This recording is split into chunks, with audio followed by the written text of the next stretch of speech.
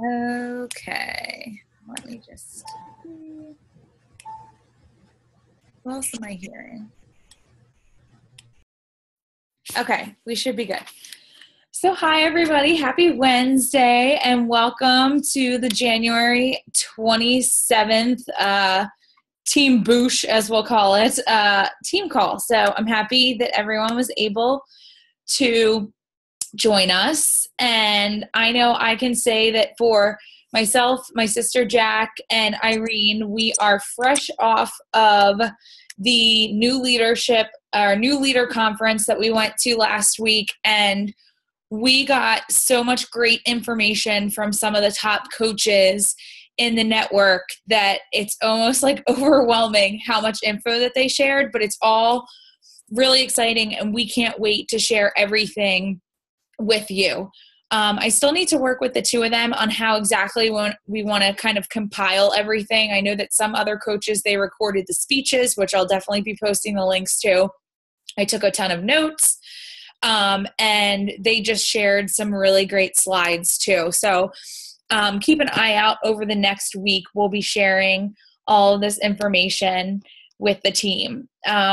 Before I kind of go into some of the info that I wanted to share from the new leader conference, though, I just wanted to check in about the fact that it's the end of January. It's almost the end of January. Just because we're nearing the end of the month doesn't mean that you can't still hit your goals or hit Success Club or really have a great push for the end of the month. As we all know, this month we really have the best challenge packs on sale this month, including the 21-day fix, the Fix Extreme, and the 3-day refresh.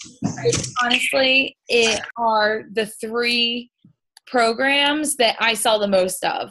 So this is a great time at that $140 price to really be pushing those products hard. It's the cheapest that you can get these products. We know that they work. You can plug people into your 30-day group and still talk about the idea of New Year's resolutions and how are people doing and how you can help them get on track. So just because it's close to the end of the week doesn't mean that you still can't hit your goals. So please be sure to be inviting your friends, promoting those groups. Team Cup, I know that in our group we've been talking about this for the last couple weeks, but if anyone still needs to register to be on a Team Cup team, it officially kicks off in February. Just a reminder of what Team Cup is. It is a month-long challenge where you get into mini groups. There can be one diamond per group when you set up the registration. And basically you work as a team to keep each other accountable, to set goals, hit them, and to earn awesome, cool prizes throughout the month. So depending on how many Success Club points your team brings in, and then also if they bring in or if they have any rank advancements, you'll have the opportunity to earn some cool prizes and really have it be a season of push to plant a lot of seeds for this time frame. So I really encourage everyone to be a part of Team Cup. It's a proven fact that people who participate in it end up moving their business forward and usually generating more income for their business when they participate with it. So if anyone needs a group at all, don't hesitate to post in our team page because there's still time to sign up. We just have to sign up before February. And if you are on a Team Cup, hopefully you have been chatting with the people who will be on your team. I know I was talking to Corey the other day, and she has a great game plan for her team. I'm doing the same with mine, where we're planning out the free clean eating groups that we'll be doing for the month, just getting an idea of what each of our goals are and how we can really hit them. So it'll be a great time for you to team up with everyone to have a successful February. So those are the two things that I really just wanted to touch on before kind of diving into some of the good nuggets that I learned from the new leader conference. So again, we will be going over and uploading a ton of content that we have access to from this, but I really just wanted to go over some of the information that I learned from Melanie Mitro. So I think most of you probably know who Melanie is, but she is from Pittsburgh, Pennsylvania. She's been the top #1 coach for the past 2 years in the network. And she was a stay-at-home mom when she started this. And after hearing her speak twice, like, I feel A, empowered, and B, so absolutely impressed with what she was able to do with this business. And she really treats this as a business. And I think that there was a ton to learn from her. So I'm just going to go over some of the main highlights that she went over that really resonated with me that I know I need to implement as well. Okay. So #1, one of the first things that she recommended was setting business hours and setting boundaries with both your challengers and with your team of coaches. So obviously everyone's on social media all the time, and I fall victim to this so often. But a lot of the times I think when you're on I feel like it's Facebook for the most part, or on social media, I think what you really need to hone in on is, are you focused on tasks that are going to bring you success and move your business forward? So when we are promoting things on Facebook, like, you have to think of your profile as a window into your business. Obviously, you can show parts of your personality, but a lot of the times the things that you are promoting has to do with you being a coach and the challenge groups that you run. So you have to be really just aware of the time that you're spending on social media, and if the things that you're doing on social media are going to help you move your business forward and help you make money, pretty much. It's really important that you recognize time-wasting activities. So mindless Facebook scrolling, or just kind of like getting sucked into people's profiles and looking at things and commenting on things that aren't really going to move your business forward. And I think that I've mentioned this before to a couple of coaches on the team, and as great as it is that we support each other and that we're commenting and liking each other's posts, I think what you need to keep in mind is that you want to be interacting with potential customers and leads, as you would call it, in your groups. So you don't necessarily need to be stalking your upline and their like page or their pages and interacting with every single post that they have. That time could be better well spent with you having a Facebook list of the people that you reached out to for the month and making sure that you're interacting and building a relationship with them. So being very organized and making sure that you know what you're doing with your time on social media. Also, I think I'm like going all over the place in order with this, but setting business hours and boundaries. So just because someone comments on a status or sends you a message doesn't mean that you have to respond right away. Personally, I turn off notifications from my phone because if I were to answer things in real time all the time and check in on Facebook, I probably get 150 to 200 notifications a day. I'm not even kidding, with all the groups that I'm running. And it can drive me freaking nuts. And especially because I'm single and I don't really do anything after work, that I have felt more recently that literally all that I do once I'm done my full-time job is sit around on Facebook and answer questions and do this and that. And it feels like I don't ever disconnect from Beachbody, which is not healthy, because I don't want to resent what I do as a coach. And I want people to respect my time. And that is both within our team here and within my challengers or potential challengers. So I think it's really important that you set business hours and set those times that you will check in to your coaching groups, to your to check your inbox and to check your challenge groups, because I think that it's going to make you a lot more sane, especially when you're interacting with a ton of people.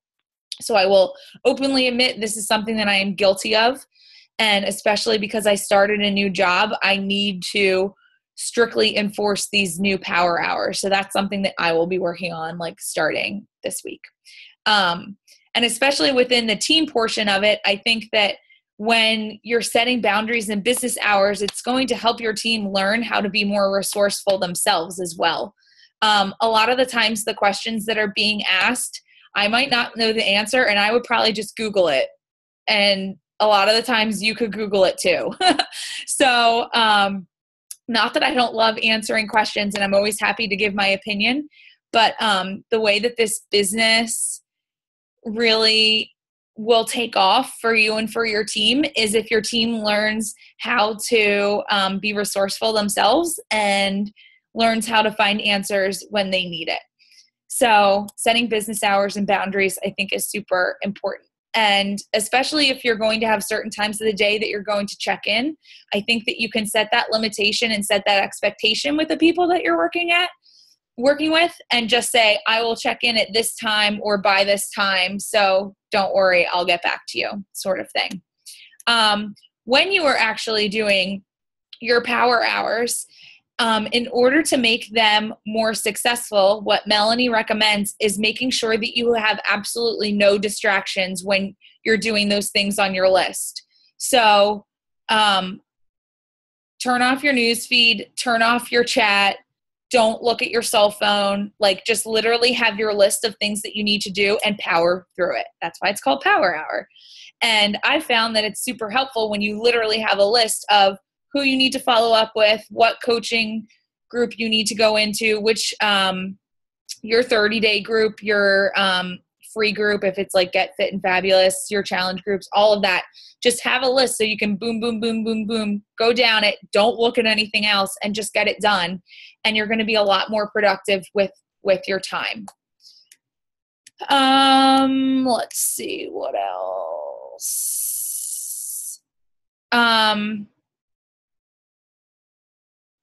What else was I saying? Melanie is a firm believer in personal development, as am I. So I know that we have kind of the standard personal developments that we recommend, like the National Wake Up Call, and I'll like post videos from other coaches. But really just figuring out that time of day that you're going to listen and making it consistent, I think, is pretty important. Melanie shared that she actually listens to her personal development in the morning when she's like showering and getting ready. So it's almost like getting it out of the way and having it as part of your routine, like brushing your teeth. So I thought that was a great tidbit, and definitely something that I need to implement as well, because I'm not always consistent as to like when I'm listening to it. And the same sort of thing with your workout too. I mean, obviously that's part of your 3 vital behaviors. If any of you follow Melanie on Instagram, like she is consistent that she works out in the morning. Like it is a morning workout. That's when she gets it done, and she posts a picture of it, so you know that she did it. And I love that. That's why I post my videos when I do my workouts. So it's almost like you kill 2 birds with 1 stone, where you're getting a post in and you're keeping accountable, and people will usually take notice when you're doing those things. Melanie also recommends that, I don't know if any of you have read the book or heard of the term, like eat that frog. So it's the one thing that you hate doing. So maybe it's inviting, maybe it's your personal development, maybe it's your workout, although I don't know why that would be something that you would hate. But what she recommends is getting that done in the morning as well. So I love the idea of that too. For me, sometimes inviting or getting into the groove of doing a blitz of inviting is tough for me. So that's something that I'm going to start implementing as well. In terms of like moving forward with your business and knowing what you have to do and kind of like setting tasks and goals, what she does is she will plan out like her week. And what she does is she tries to set like 3 main goals for the day of something to get done. So maybe it's like make a post about this, send X number of invites, like do this. And she's found that when you have a daily list of 3 things to do, it seems a lot less overwhelming than if you had like 10 things that you're trying to do. So it's setting those small, attainable, achievable goals so that you know you can cross them off of your list, and then things won't seem as daunting. I'm trying to see what else. She blocks off time for her family. So making sure that you do have that you time, which I know a lot of us, not me, but have like family time and you don't want to take time away from your kids or anything. So I think it's really important just to like schedule that time so your family or your spouse doesn't really like start to resent you for always being on your phone or like being involved in Facebook and answering messages and things like that. So again, just like scheduling it out. And then she just said too that she just remembers what she's working for in the end, which for her is freedom. She wanted the freedom to spend more time with her family. She wanted the freedom to bring her husband home so that he could be a part of this family too. So whatever your goal is, whatever is a part of your vision board for 2016, just keep that in mind. And I think that it really helps you look a little further down the road to see a light at the end of the tunnel when you can sometimes get frustrated with all of these things that you may be doing. So I feel like I just blurted out a lot of things, but hopefully some of that was helpful. Does anyone have any specific questions or anything that they wanted to share about what's been going on with their business this month or this week? You can raise your hand if you do. Oh, Ashley, I gotcha. Can you hear me? Yes. Okay. I always have something to say. Of course. So I had a goal for myself by the end of January, but then I was getting close, so I made it for before the call. So I got 100 new friends in the month of January. Yes. That's exciting for me. Like that was something I wasn't really doing in the past, was like opening up my network, but from listening to a lot of like PD and just doing at least a couple people per day. So I end up getting people. So I'm excited. That's so great. So what have you been doing with those new people though? Have you been interacting with their profiles or reaching out to any of them? The people I started with the beginning of the month, like I started reaching out to them maybe like 2 weeks after, like I interacted with their posts, but then when I started inviting, that's when I said like, hey, I know we're new friends or whatever, but you know, just in case you haven't noticed, I'm a health and fitness motivator and you know, the whole thing. So I give it like a week or like 10 days before I message them or invite them, but I start interacting with their posts prior. That's great. And now the past couple of days, I've actually had friends of theirs start to friend me too. Yes. That's so great. Awesome. Just wanted to share. Very happy and proud of you. Great work. Yay. Okay. Who else wants to share something? Anyone? Come on. Okay. Christina. Hi. So I was always really afraid of inviting, like super, I don't know why. Still have this issue with it. But during the snow day, I sat down with my computer and started on my friends list A through Z. And literally, I probably sent out like 200 invitations or something. I just kept going down the list. And people are starting to ask about the programs, and I'm sending out videos and giving them information. And I sold my first challenge pack from it. So yeah, great work. So things are happening, and now that I've got out of my fear, then things are actually starting to come around. So I'm really excited about it. That's so great. Congratulations. And you are on a team cup, right? Yes. Okay, perfect. No, that'll be great. And honestly, all of those invites that you're sending, like even if you don't hear back right away, they're going to be looking to see what you're doing. And I'm sure like as you continue to stay consistent with everything, like they will reach back out to you. So that's great. Thanks. Good work. Yay. Hey. Jackie, did you have something? Okay. Hello. Can you hear me? Yes. Okay. So I've been friend requesting a lot of people from the different groups that I'm in, and there's very few that are actually accepting it. And I'm actually getting more and more messages of people asking why I'm adding them because they don't. Yeah, and it's kind of weird because I'm pretty active in these groups, so it's not like I'm just a part of a group and I don't post. Yeah. Like I'll like people's comments within the groups and I'll post within the groups, and so I added, I want to say like 75 people from 3 different groups the other day, and I think maybe like 2 or 3 accepted the friend request, and I got maybe like 7 messages the other day asking why I even added them. So I was just like, I don't really know how to respond back to it other than I was just, trying to expand my network and meet new people with the same types of interests. But then no one ever really replied back to it. So I wanted to see what everyone does with that or if it happens to them. So I know I've had it happen a couple times before, and I remember Michelle said that she had this happen once before, and she was just like, oh, I thought I knew, like, sorry, girlfriend, I thought I knew you from X or whatever. Mm-hmm. But if you're in the same group as them, like, I would just reference that. Yeah. I mean, I did reference the group. I was just like, oh, you seem like a really nice person. I was just trying to expand my network. We seem to have similar interests. Yeah. And I don't know. It made me feel like a creeper because it wasn't just one message. It was like a few messages that people sent me. What kind of groups were they?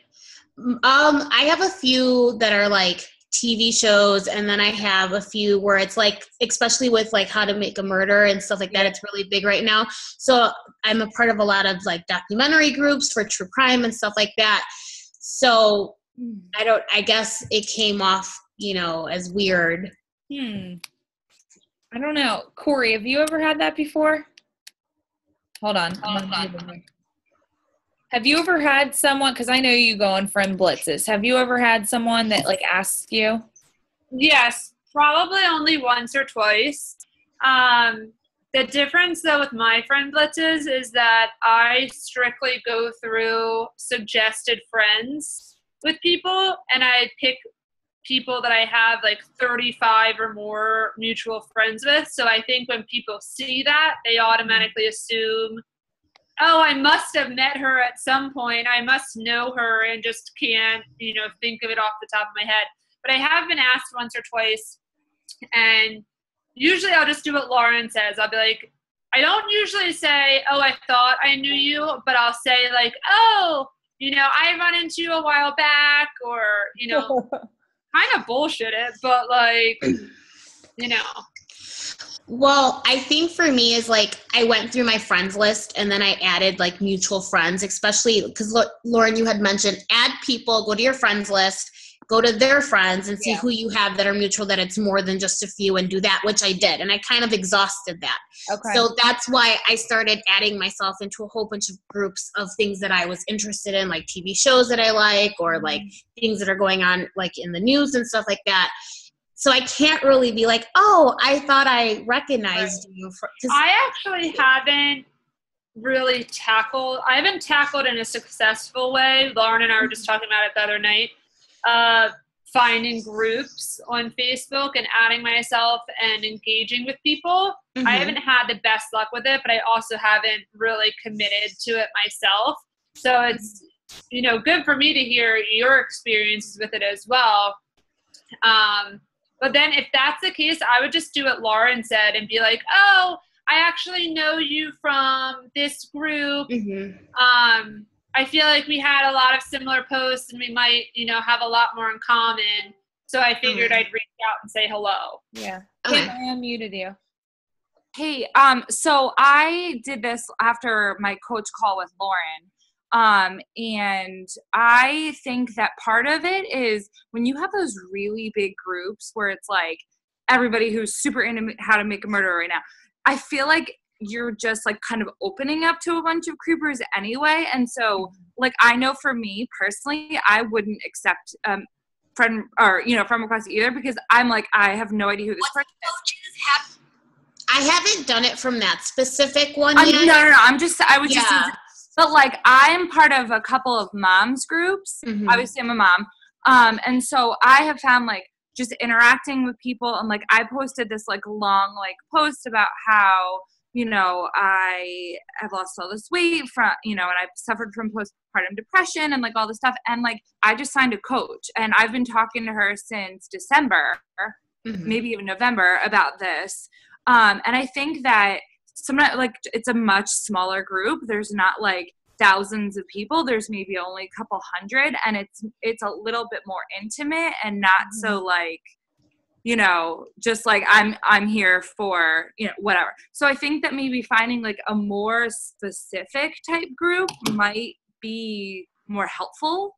That way you can like Yeah. really like get into like your niche as opposed to just like everybody that likes, you know, How to Make a Murder or whatever. That's a really good point. The smaller groups, because people are going to be more like intimately engaged.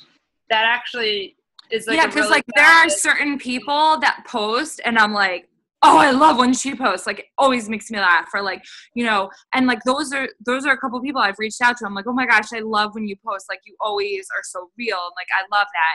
And sometimes they engage, sometimes they don't. But I think that getting more on that like intimate level, that if we're working on making those relationships, I don't know.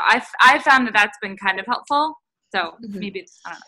Yeah, I mean, they're not super large groups. The groups that I added from recently are pretty minimal. They're like 100 to like 200 members that are in it. So it's not anything that's super large. I kind of wanted to start small.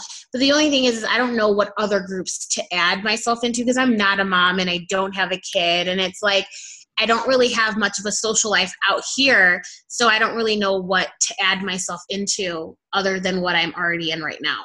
Yeah.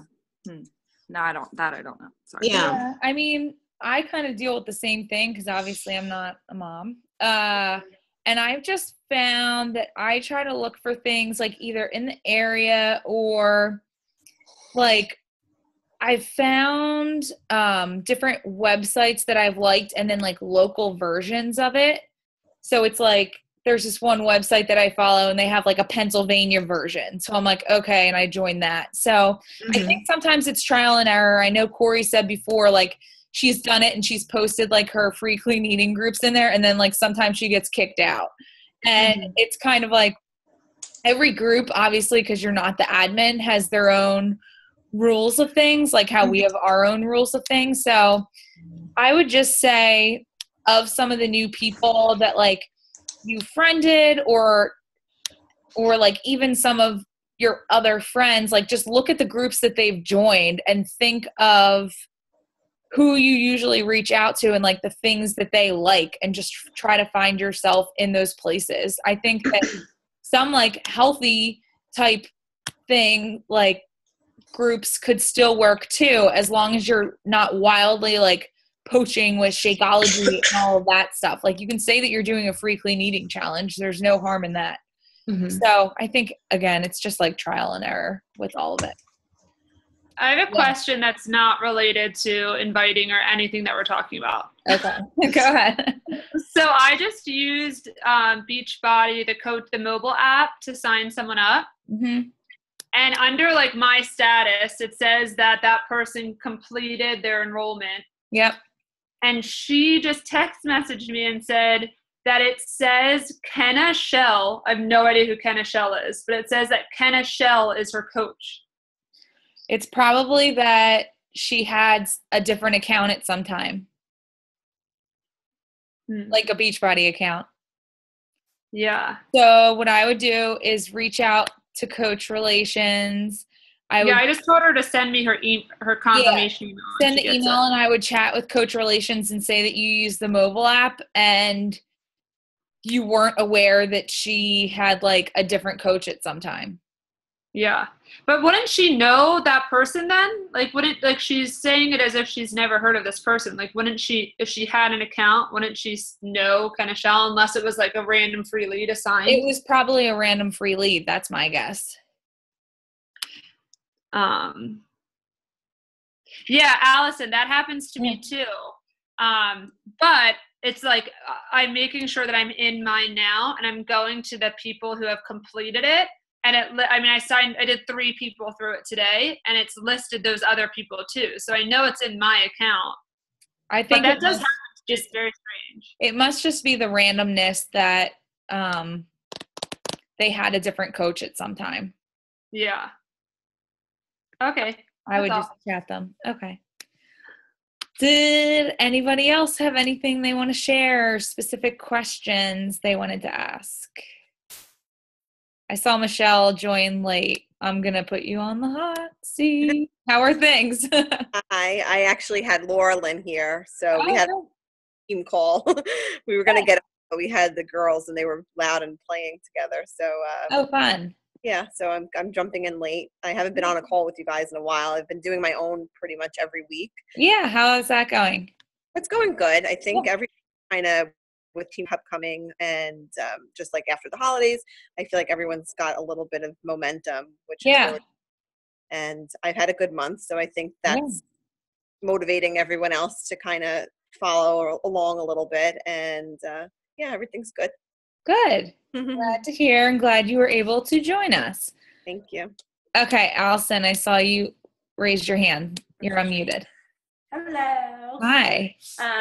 Meredith couldn't be on the call, so I said I'd post a question for her. Sure. She has a coach of hers that may want to start coaching to make some money. Okay. But she's very shy and trepidatious, and I don't know if she's ready to commit to the Coach Basics for next Monday. Okay. What's the best way to help her kind of ease into things without kind of overwhelming her and turning her off? So what I would suggest doing is having her be a part of a free clean eating group with Meredith and doing some sort of like an intro or like coming out post about the fact that she's a coach, I think helps too. Whether if she's not comfortable to make it herself, that Meredith could like make it for her and tag her in it. I've done that with some of my newer coaches if they don't feel comfortable enough doing it themselves, and I think it's been pretty good. But then I would just say for the free clean eating group, like with any of the promotional posts that go up, just tag that person and give her a goal of how many people she should try to add to the group. And then just simply explain really the role that she would have to take, which is just checking in with the people and making sure that she understands like that the person has to post each day. But otherwise, like if the other coaches are running everything else, like saying that it's part of the 21-day fix and at the end kind of giving them the option of like what they have to do, I think that's a good way to start to step into it to at least understand like what we offer and like how to get people introduced to the 21-day fix. Well, yeah, I had her. We are bringing her into our Team Cup is doing a group next week for clean eating. So I said, she's not part of our team because it just happened. But just have her do. I said, even if she doesn't have anyone, just to at least come into the group, see what's going on. And we give her a goal of 10 people to reach out to. That's great. And that's a good idea with that if she's comfortable for Meredith to tag her in a post. Yeah, I think that'd be good. We tagged her in the free clean eating group post as well. Yeah, just do like a new coach welcome type thing. Okay. I think that would be good. Thank you. Of course. Okay, well, we're running out of time just for the Zoom, and I want to be conscious of everyone's time too. So super pumped. I think it's been a really great January. I love how active everyone is. Just a reminder too that there's another Coach Basics that is starting on Monday, which is February 1st. So if you have anyone on your team that you would like to go through it, I will be posting the link to that group probably on Friday or Saturday. Ashley's asking about Push to Diamond.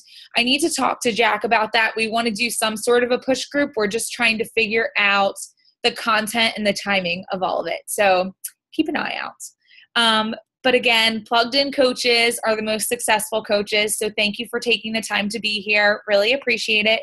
I did record this, so I'm going to upload it to YouTube. So if anyone on your team would like to catch up with this, they can. So thanks, as always, for taking the time to be here, and love you all, and talk to you soon. Bye.